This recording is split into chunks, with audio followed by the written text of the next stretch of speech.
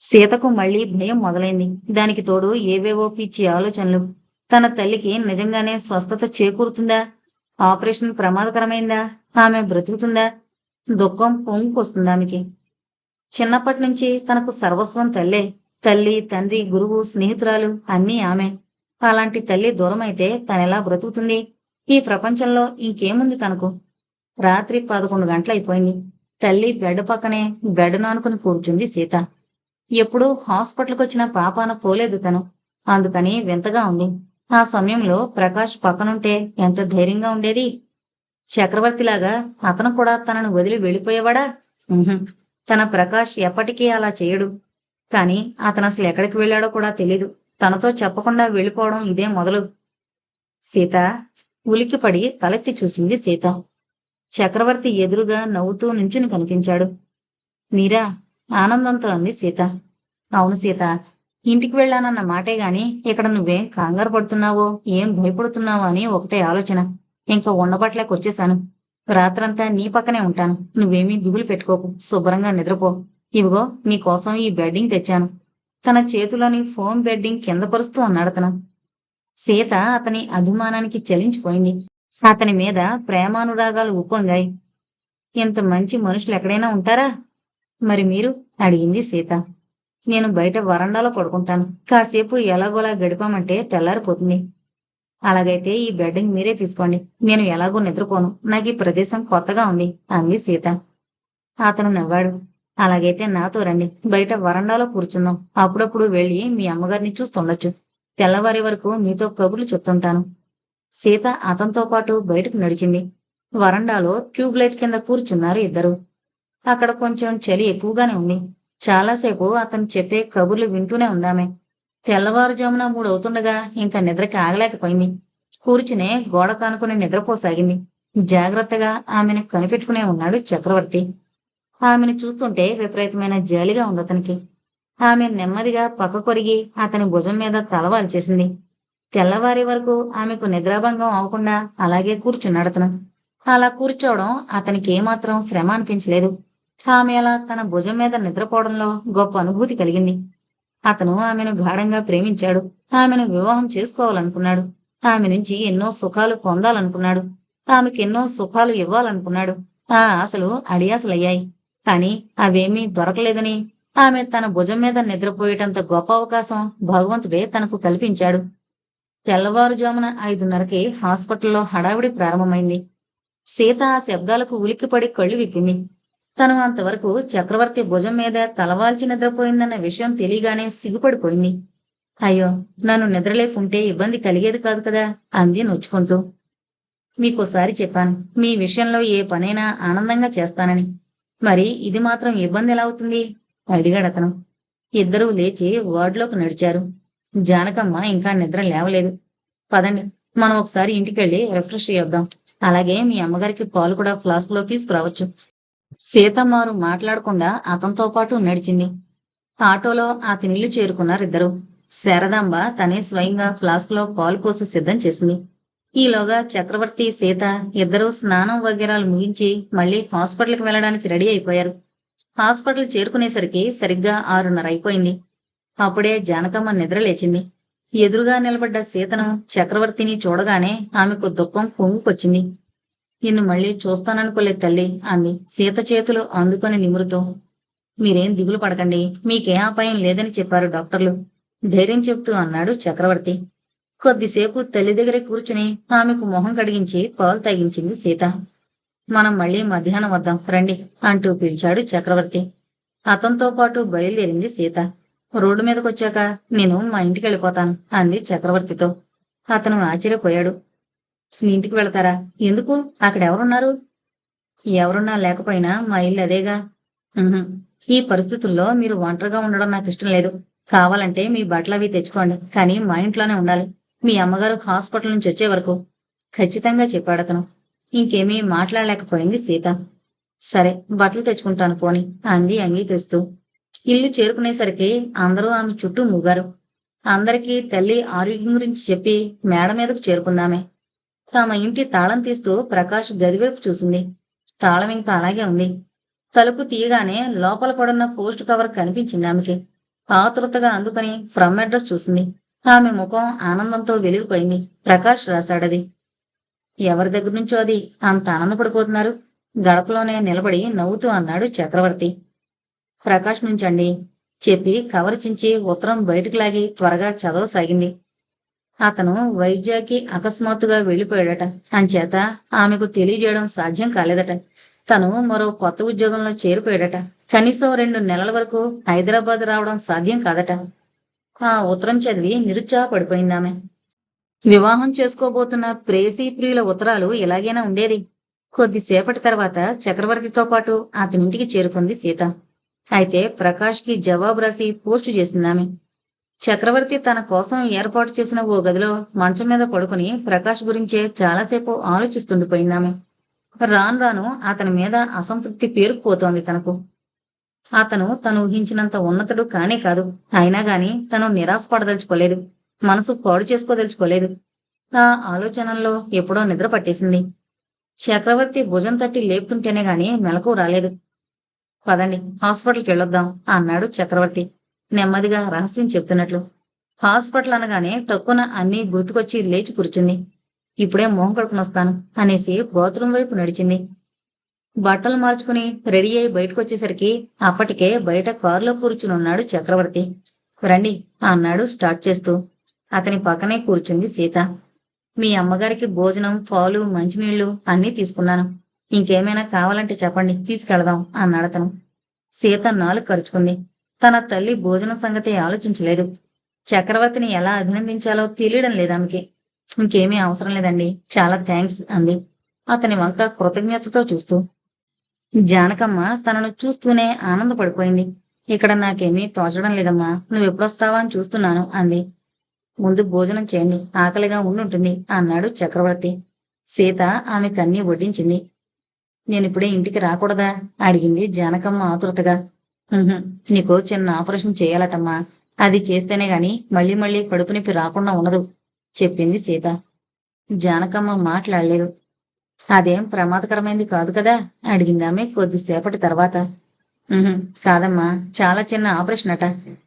ఏమోనమ్మా, నాకు చావంటే భయం లేదు, కానీ నీకు పెళ్లి చేయకుండా నా దారి నేను చూసుకోవడం నాకిష్టం లేదు, అంతే. అందుకే ఆలోచిస్తున్నాను. నీ పెళ్ళయిందంటే అప్పుడింక పూర్తి సంతృప్తిగా ఉంటుంది నాకు. కాసేపు కూర్చున్నాక పదండి సీత, వెళదాం, మళ్ళీ సాయంత్రం వదురుగాని అన్నాడు చక్రవర్తి.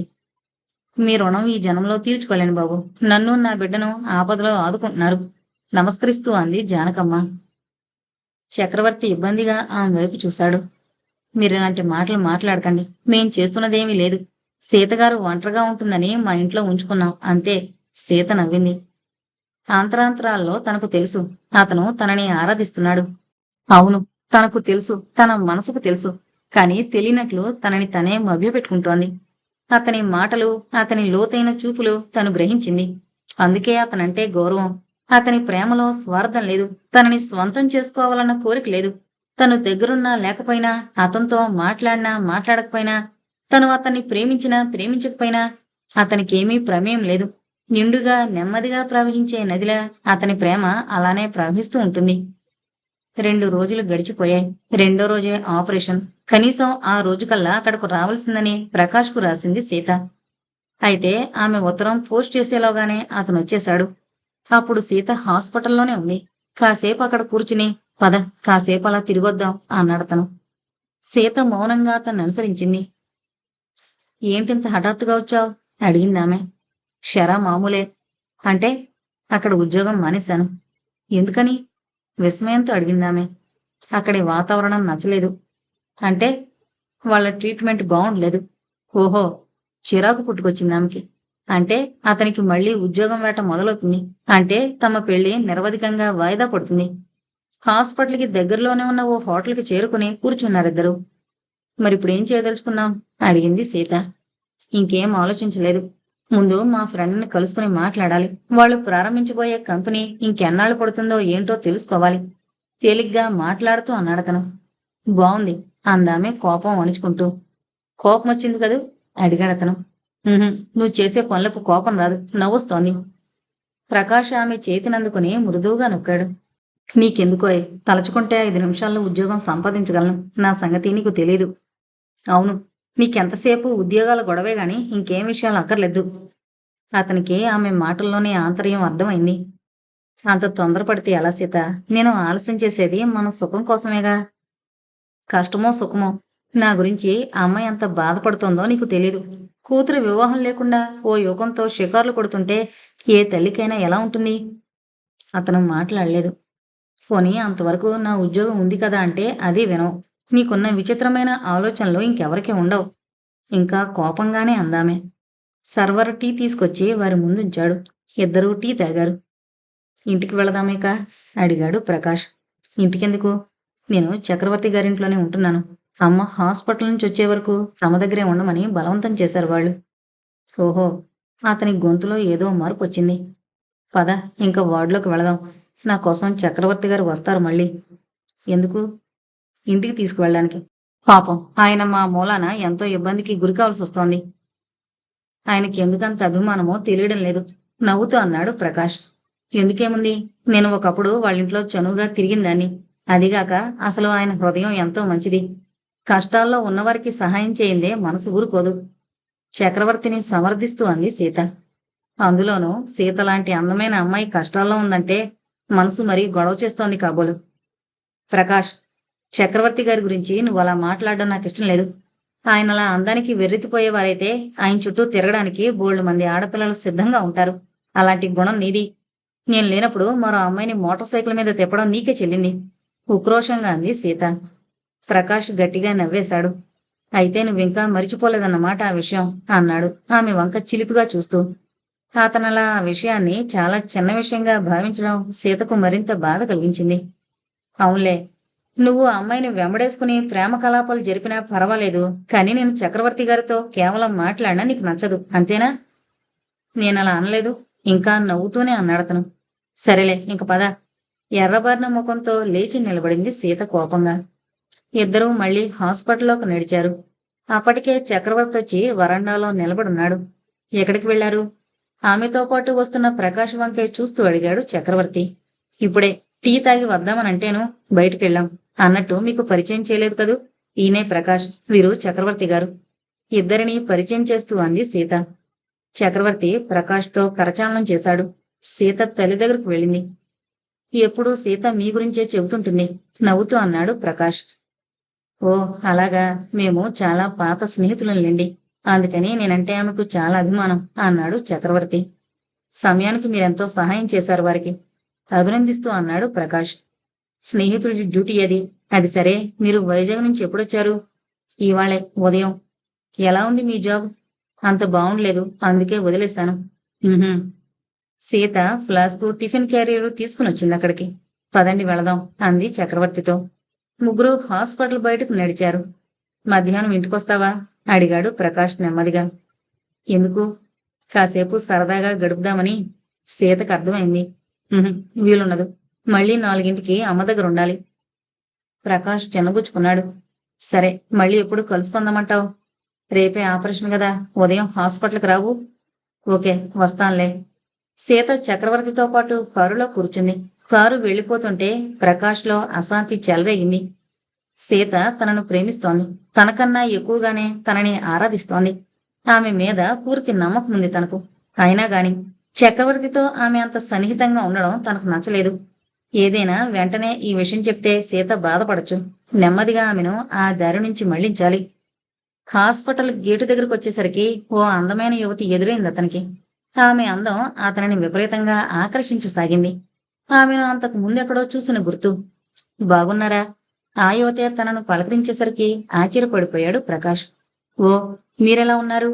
ఆమె ఎవరో తెలుసుకోవడం ఎలాగా అని ఆలోచిస్తూ అన్నాడు. హాస్పిటల్లో ఎవరైనా ఉన్నారా అడిగాడు ప్రకాష్. అవును, అక్కయ్యకి ఆపరేషన్ అయింది. ఓహో, అలాగా పొడిగా అన్నాడు. ఆమెను మీరెవరు అని అడగడానికి మనసొప్పడం లేదతనికి. తనామెను గుర్తించుకోలేదని తెలిస్తే ఆమె వైఖరి తనకు వ్యతిరేకంగా మారిపోవచ్చు. ఆ అన్నయ్య ఇప్పుడు కలకత్తాలో ఉంటున్నాడు, మీకు తెలుసా? తెలీదు. అడ్రస్ రాసివ్వండి. తన జేబులో నుంచి ఓ కాగితం పెన్ను తీసి ఆమెకు అందిస్తూ అన్నాడతను. ఆ విధంగానైనా ఆమె వివరాలు తెలుసుకోవచ్చునని ఆశించాడు. ఒక విషయం మాత్రం తెలిసింది. ఆమె తన స్నేహితుడి చెల్లెలు. ఆమె అడ్రస్ రాసి కాగితం అతనికి అందించింది. Rajendra representative, Calcutta engineering company. అర్థమైపోయింది ప్రకాష్కి. అతను తను ఒకప్పుడు ఒకే కంపెనీలో రిప్రజెంటేటివ్లుగా పనిచేశారు. ఆ సమయంలోనే ఓసారి అతనింటికి వెళ్ళాడతను. అంతే, అంతకు మించి పెద్ద పరిచయమే లేదు. ఆ కొద్దిసేపట్లోనే ఆమె తనను చూసి ఇన్నేళ్ల తర్వాత కూడా ఇలా తేలిగ్గా గుర్తుపట్టగలిగిందంటే అది కేవలం తన ఆకర్షణ ప్రభావమే. తను కొంచెం ప్రయత్నిస్తే ఆమెను పొందడం కష్టమేమీ కాదు. అప్పుడప్పుడు ఇలాంటి థ్రిల్స్ లేకపోతే జీవితం ఏం బాగుంటుంది? మీరిప్పుడు ఏం చదువుతున్నారు? అడిగాడతను. ఇంటర్మీడియట్ అయ్యాక టైపుకి మాత్రం వెళుతున్నాను. మంచిదేలేండి. టైప్ ఉంటేనే గాని ఏదో ఒక ఉద్యోగం దొరకదు. ఏ టైప్ ఇన్స్టిట్యూట్కి వెళుతున్నారు? సుల్తాన్ బజార్లో దివ్య ఇన్స్టిట్యూట్ అని. ఓహో, రేపు సాయంత్రం అటే వస్తున్నానులేండి. అక్కడ ఎన్ని గంటలకు రాను? 4 నుంచి 5. మీరు తప్పక వస్తానంటే ఇంకొంచెం ఆలస్యమైన వెయిట్ చేస్తాను, ఆసక్తిగా చూస్తూ అందామె. Thank you. మిమ్మల్ని ఎక్కువసేపు వెయిట్ చేయనివ్వనండి. ఇంకొండనా మరి? తలో పిన్నామే. ప్రకాష్ ఆనందంగా బయటకు నడిచాడు. సీతను ఇంటి దగ్గర వదిలి తను ఆఫీస్కి వెళ్ళిపోయాడు చక్రవర్తి. సీత ఆలోచనలన్నీ ప్రకాష్ మీదకే మళ్లుతున్నాయి. అతను మళ్లీ ఉద్యోగం మానేయడం ఆమెకెంతో కలవరం కలిగిస్తోంది. అతని మనస్తత్వం ఆమెకేమీ అర్థం కావడం లేదు. ఇప్పుడు ఒంటరివాడు కాబట్టి తనకిష్టమొచ్చిన రీతిలో ప్రవర్తిస్తున్నాడు. కానీ తామిద్దరకు వివాహమైన తర్వాత కూడా ఇలానే బాధ్యతారహితంగా ప్రవర్తిస్తే ఎలా గడుస్తుంది? తను అతని కోరిక మీద ఉద్యోగం మానేస్తే తమని పోషించేదెవరు? తానంటే అతని ప్రియురాలు కాబట్టి అతనితో పాటు పొస్తులు పడుకుంటుంది అనుకోవచ్చు. అతనితో పాటు దరిద్రం అనుభవించొచ్చు. కాని తన ముసలి తల్లి ఎందుకు ఆ బాధలు పడాలి? ఆమె జీవితంలో తిన్న ఎదురు దెబ్బలు చాలు.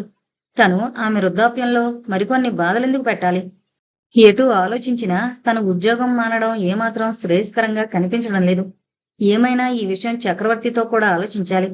అతనిని మించిన ఆప్తులు తనకి మాత్రం ఎవరున్నారు? ఆపరేషన్ విజయవంతంగా పూర్తయింది. ఆ రోజంతా ప్రకాష్ హాస్పిటల్లోనే సీతతో పాటు గడిపాడు.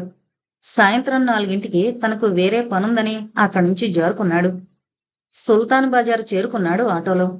దిగి 4 అడుగులు వేసేసరికి హలో అంటూ ఆ యువతే వచ్చి పలకరించింది అతన్ని. థ్యాంక్ గాడ్, వెతకుండానే దొరికారు, నవ్వుతూ అన్నాడు ప్రకాష్. ఆమె సిగ్గుపడింది. పదండి, ఏదైనా హోటల్లో కాసేపు కూర్చుని మాట్లాడుకుందాం అన్నాడు ప్రకాష్. ఆమె అతన్ని అనుసరించింది. జానకమ్మను చక్రవర్తి ఇంటికే తీసుకొచ్చేశాడు. ఆ రోజు సాయంత్రం ఆమె పూర్తిగా కోలుకుంది గాని మెట్లెక్కడం వాంఛనీయం కాదని చెప్పారు డాక్టర్లు. అందుచేత ఆ నిర్ణయం తీసుకోక తప్పలేదు. ఆ రోజు సాయంత్రం చక్రవర్తి గార్డెన్లో కూర్చునుంటే అతని దగ్గరకు నడిచింది సీత. మీతో కొంచెం మాట్లాడాలి. అఫ్కోర్స్ నా వ్యక్తిగత విషయాలే అనుకోండి, కానీ మీ సలహా అవసరం అనిపించింది. కూర్చోండి అన్నాడతను. అతనికి ఎదురుగా గడ్డి మీద కూర్చుంది సీత. చెప్పండి, ప్రకాష్ గురించేనా మీరు మాట్లాడదలుచుకుంది? అడిగాడతను. అవును, మీరెలా ఊహించారా విషయం? మీ వ్యక్తిగత విషయం అంతకంటే ఇంకేముంటుంది? మిగతావన్నీ నాకు తెలిసినవేగా. సీత మందహాసం చేసింది. వివాహమైన తర్వాత అతను నన్ను ఉద్యోగం మానేయమంటున్నాడు అంది ప్రారంభిస్తూ. ఎందుకని? పెక్యులియర్ మనస్తత్వం. తన భార్య ఎవరి కింద పనిచేయకూడదట. అలా చేయడం బానిసత్వమట. చక్రవర్తి నవ్వాడు. బావుంది. సరే, పోనీ మీరలా చేస్తారనుకుందాం. మరతను ఇలాగే ఉద్యోగాలు చేయడం మానేస్తే జీవితం ఎలా గడుస్తుందట? అదే నేను అనుకుంటున్నాను. ఈ పరిస్థితుల్లో నన్నేం చేయమంటారు? అతనికి నచ్చ చెప్పండి. అతను ఏదో ఒక ఉద్యోగంలో స్థిరపడే వరకునైనా మిమ్మల్ని ఉద్యోగం చేయనివ్వమనండి. ఏమో, అతను నా మాట వింటాడని నేను అనుకోను. చక్రవర్తి నవ్వాడు. ప్రేమికులన్న తర్వాత ఒకరి అభిప్రాయాలు ఒకరు గౌరవించుకోకపోతే ఎలా? ఆ మాట సీతలో ఆలోచనలు కలగజేసింది. నిజమే, అతని మాటే తను వినాలా? తన అభిప్రాయాలు అతను గౌరవించడా? ఇద్దరిలోనూ ఒకరు ఎక్కువ ఒకరు తక్కువ అని ఏమీ భేదాలు లేవు కదా. అతనితో పాటు తను ఉద్యోగం చేస్తుంది, బాధ్యతలు మోస్తుంది. అతనే కుటుంబం అంతటికీ దూరం అయ్యి బాధ్యతారహితంగా జీవితం గడుపుతున్నాడు. ఇంకా అతను తనకంటే ఎందులో అధికం? ఏమైనా సరే ఈ విషయంలో తన మాటే నెగ్గాలి. ఇది తన మాట నెగ్గించుకోవాలన్న పట్టుదల కాదు, తన ఉద్యోగం గురించిన ఆందోళన. మరి కాసేపు ప్రకాష్ గురించే మాట్లాడాడు. ఇంకా అక్కడి నుంచి ఇంట్లోకి వచ్చేశారిద్దరు. సీత అప్పటికప్పుడే రెడీ అయింది. ఎక్కడికి? అడిగాడు చక్రవర్తి. ఇదే, ఈ విషయమే అతనితో మాట్లాడదామని. కారులో డ్రాప్ చేయమంటారా? థ్యాంక్స్. కొద్దిసేపట్లోనే తమింటికి చేరుకుందామే. ప్రకాష్ అప్పుడే బయటకు వెళ్ళబోతున్నాడు. రా, ఇప్పుడే నీకు ఫోన్ చేద్దామనుకుంటున్నాను అన్నాడతను. ఎందుకు? సినిమాకొస్తావేమోనని. "ఉహుం, నా మనసు బాగుండలేదు" అయిష్టంగా అందామె. ఇద్దరూ సీత ఇంట్లో కూర్చున్నారు. ఇల్లంతా దుమ్ము పేరుకుపోయింది. "ఇంక మీరు ఆ ఇల్లు వదిలి రారా ఏంటి?" నవ్వుతూ అడిగాడు ప్రకాష్. "ఇంకొక వారం అంతే. అమ్మని మళ్ళీ ఓసారి డాక్టర్కు చూపిస్తే ఇక్కడికి తీసుకొచ్చేయచ్చు." "నా కోసమే వచ్చావా ఇప్పుడు?" అని అడిగాడు అతను. "అవును." "మరి సినిమాకి రానంటావేం?" "నీతో మాట్లాడాలి. ఎక్కడైనా ప్రశాంతంగా ఉండే చోటుకెళ్ళి కూర్చుందాం." "ఓకే పద" అంటూ లేచాడతను. అరగంట తర్వాత ఓ పార్కులో ఏకాంతంగా కూర్చున్నారు ఇద్దరు. "మన పెళ్లి గురించి మనం ఓ నిర్ణయం తీసుకోవాలిప్పుడు. ఇంకా వాయిదా వేయడం ఉండదు. అమ్మ ఎంతో బాధపడుతోంది." "సీత, నీకు విషయాలన్నీ తెలుసు. మరిప్పుడు ఇలా పట్టుబడితే నేనేం చెయ్యాలో నువ్వే చెప్పు." "సరే, ఓ పని చేద్దాం. సంసారం ఇప్పుడే పెట్టద్దు. మీ పరిస్థితి కుదుటపడిన తర్వాతే పెడదాం. అప్పుడిక ఏ గొడవ ఉండదు. నువ్వేదైనా ఉద్యోగంలో సెటిల్ అవగానే నేను ఉద్యోగం మానేస్తాను." అతను కొద్ది క్షణాలు ఆలోచించాడు. "సీత" పిలిచాడు నెమ్మదిగా. "ఉమ్, నీకు నా మీద నమ్మకం లేదు కదూ?" సీత అతని వైపు అసహనంగా చూసింది. "ఎందుకలా అనుకుంటున్నావు నువ్వు?" "నీ మాటల్లో అదే అర్థం కనబడుతోంది సీత. లేకపోతే వివాహం గురించి ఇంత త్వరపడ్డంలో వేరే ఉద్దేశం ఏముంటుంది?" సీతకు కోపం వచ్చింది. "ఓహో, చాలా బాగుంది. నన్నెంతో చక్కగా అర్థం చేసుకున్నావు. నువ్వెంత గొప్ప హృదయం గలవాడివో ఇప్పుడే తెలిసింది నాకు" అంది రోషంగా. ఆమె కళ్ళ వెంబడి నీళ్లు తిరిగాయి. అతను కంగారు పడ్డాడు. "అది కాదు సీత." "వద్దులే, ఇంకేమీ చెప్పనవసరం లేదు. చూడు, ఇంకోసారి మనం పెళ్లి మాటెత్తితే అప్పుడు అడుగు. ఎన్నాళ్ళిలా గడుపుతావో కాని" అనేసి చివాలన లేచి అక్కడి నుంచి వచ్చేబోయింది. ఆతృతగా తను లేచి ఆమె పైటి కొంగు పట్టుకుని లాగి ఆపాడతను. "ఆగాగు, అంత కోపం ఎందుకోయ్? నేనేమైనా నిందించానా నిన్ను? సరే, కాని మీ ఇష్ట ప్రకారమే మనం వివాహం చేసుకుందాం. ఎప్పుడో ఏంటో నువ్వే నిర్ణయించు." సీత అనుమానంతో అతని వంక చూసింది. "నా బలవంతం మీద ఒప్పుకుంటున్నావు కదూ?" "లేదు సీత, కొన్నాళ్ల తర్వాత చేసుకుందామనుకున్న వివాహం ఇప్పుడే జరుగుతుంది. అంతేగా, ఇంకిందులో నీ బలవంతం ఏముంది?"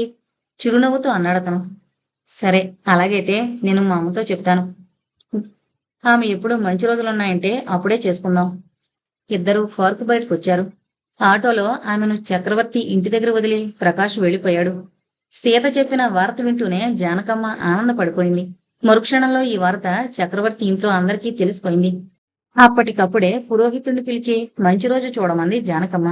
సరిగ్గా 15 రోజుల్లో లగ్నాలున్నాయి. "రేపో మా ఇంటికి వెళ్ళిపోతాం" అంది సీత శారదాంబతో. "అదేంటమ్మా, పోనీ నీ పెళ్లి మమ్మల్ని చేని." "అది కాదండి, ఇప్పటి వరకు మమ్మల్ని ఆదుకున్నారు, అదే చాలు. అన్నింటికీ మిమ్మల్ని హింసించడం బాధగా ఉంటుంది" అంది సీత. శారదాంబ ఇంకేమీ మాట్లాడలేకపోయింది. రాత్రి చక్రవర్తితో కూడా విషయాలన్నీ చెప్పేసింది. తను ఆనందించాడు. ఇంత త్వరగా మీ వివాహం జరుగుతుందని కల్లో కూడా అనుకోలేదు.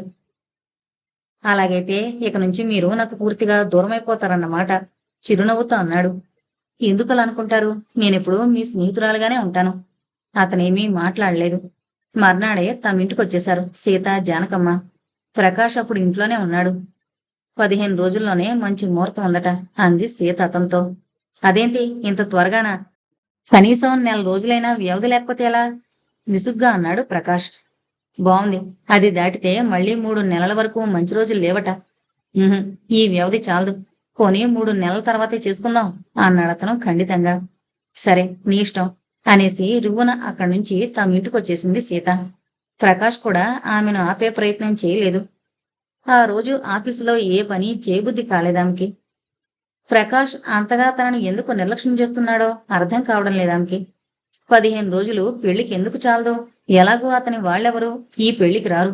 కేవలం స్నేహితులే. తన తరపున తన వాళ్ళు తప్పితే ఎవరూ లేరు. ఇంకెందుకు అభ్యంతరం అతనికి? ఒకవేళ ఒకవేళ కావాలని పొడిగిస్తున్నాడా? అంతకు ముందు రోజిచ్చిన మాట నుంచి తప్పించుకోవడం కోసం మళ్ళీ ఇలా మాట్లాడుతున్నాడా? "ఏమంటున్నాడు మీ హీరో?" అడిగింది సరస్వతి సీత దగ్గరకొచ్చి కూర్చుంటూ. సీత లేని నవ్వు తెచ్చుకుంది బలవంతంగా. "ఏముంది? పెళ్ళెప్పుడు మరి?" సీతకి ఏం చెప్పాలో తెలియలేదు. "ఏమో, ఇంకా నిర్ణయించుకోలేదు" అంది అబద్ధమాడేస్తూ. "అసలు పెళ్లి చేసుకుందామన్న నిర్ణయం అయినా తీసుకున్నారా?" సీత ఉలికి పడింది. "ఎందుకలా అడుగుతున్నావు?" అంది ఆశ్చర్యంగా. "సారీ, నిన్ను ఇబ్బంది పెట్టాలని అడగలేదు. కానీ మీ హీరో ఈ మధ్య మరో రామచిలకతో తిరుగుతుంటే అనుమానం వచ్చింది." సీత ముఖం పాలిపోయింది. "ఎక్కడ చూసావు నువ్వు?" అడిగింది వణుకుతున్న స్వరంతో. "సుల్తాన్ బజార్లో. ఆ అమ్మాయి టైప్ నేర్చుకుంటుందట. మా చెల్లెలు కూడా అక్కడే టైప్ నేర్చుకుంటుందిలే." మొన్న ఓ రోజు నేను అటు వెళ్ళేసరికి ఆ అమ్మాయి మీ హీరో కబుర్లు చెప్పుకుంటూ వెళ్తున్నారు. రోజు వాళ్ళిద్దరూ కలుసుకుంటున్నారని, అతన్నే వివాహం చేసుకోవాలన్న ఆశతో ఆ అమ్మాయి ఉందని చెల్లాయి చెప్పింది. నేను స్టన్ అయిపోయాను. ఒకవేళ మీ ఇద్దరికీ చెడిపోయిందేమో ఈ మధ్య అని ఊరుకున్నాను. ఇప్పుడు నువ్వు అదోలా కూర్చునుంటే నా మనసెందుకో గిలగిలా కొట్టుకుంది.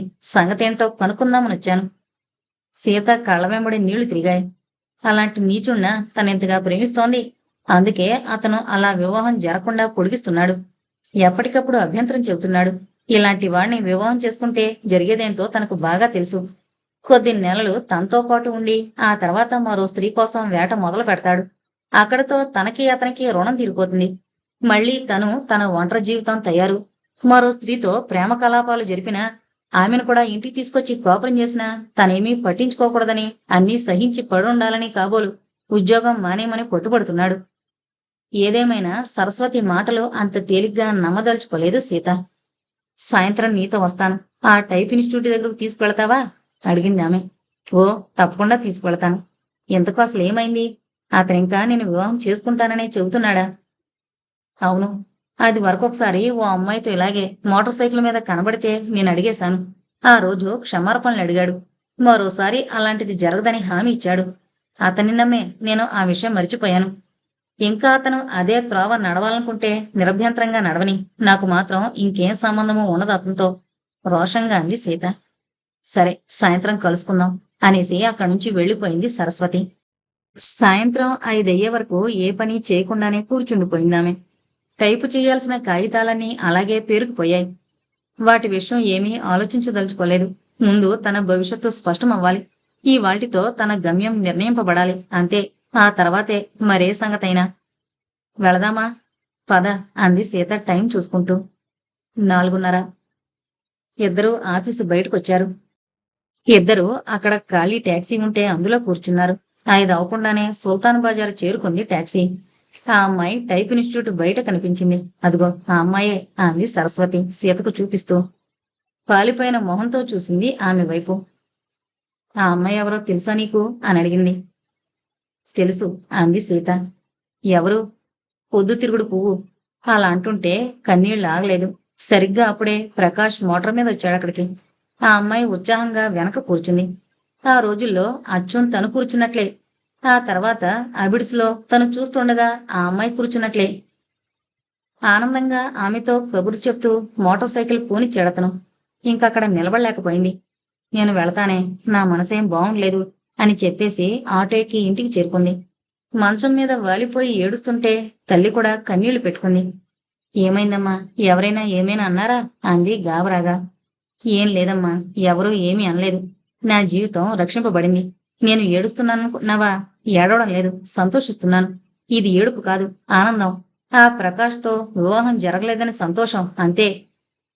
జానకమ్మ అర్థం కాక ఆమెని చూస్తూ నిలబడిపోయింది. అప్పటికి బాగా పొదుగుకుపోయింది.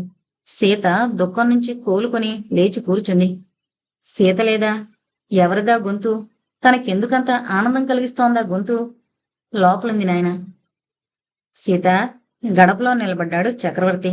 "ఉమ్, డాల్ నీ కోసం కలవరిస్తోంది." అతని వెనకే డాలు లోపలికొచ్చింది.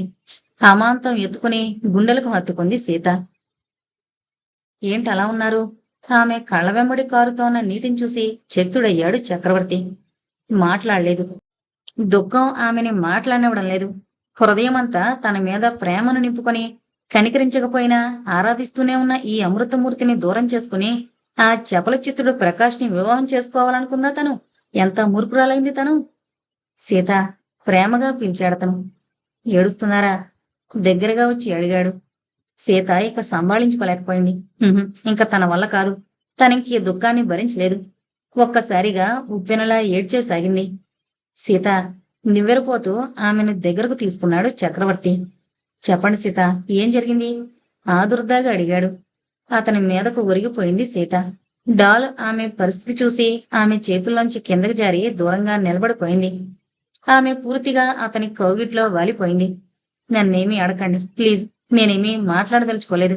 నన్నెక్కడికైనా ఏకాంతంగా ఉండే చోటుకి తీసుకువెళ్ళండి. చక్రవర్తి ఇంకేమీ మాట్లాడలేదు. ఓ చేత్తో సీతను దగ్గరకు లాక్కుని మరో చేత్తో డాల్ని నడిపించుకుంటూ మెట్లు దిగాడు. జానకమ్మ చూస్తూ నిలబడిపోయింది. చక్రవర్తి కారు నెమ్మదిగా ఆ చీకట్లో వెలుగుని చిమ్ముతూ ముందుకు కదిలింది. ఇంతటితో పొద్దుతిరుగుడు పువ్వు అనే నవల కంప్లీట్ అయిందండి. దయచేసి మన ఛానల్ను అందరూ సబ్స్క్రైబ్ చేసుకోగలరు. Thank you.